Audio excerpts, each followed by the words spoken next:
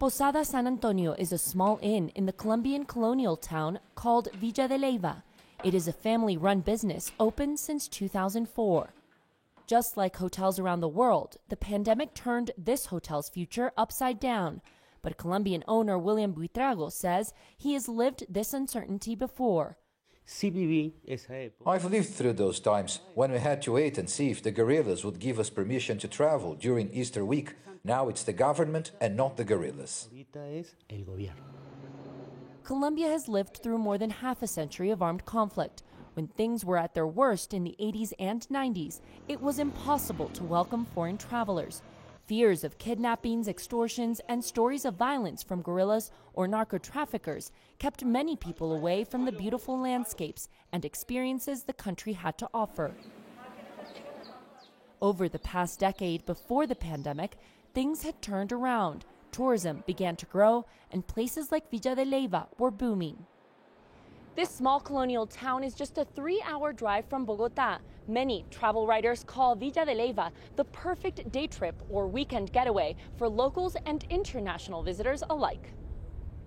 Restaurant owner Jorge Enrique Lineros Diaz had 2 restaurants in Villa and had opened up a third outside the town when the pandemic began.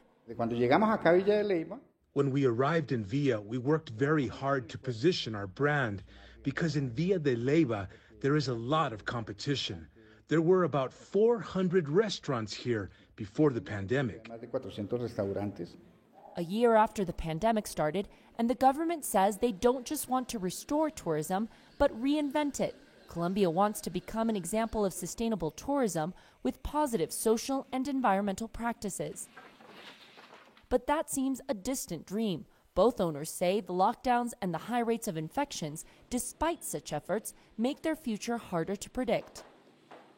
There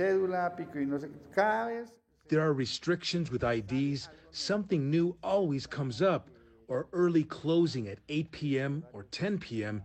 Everything feels like it is badly planned.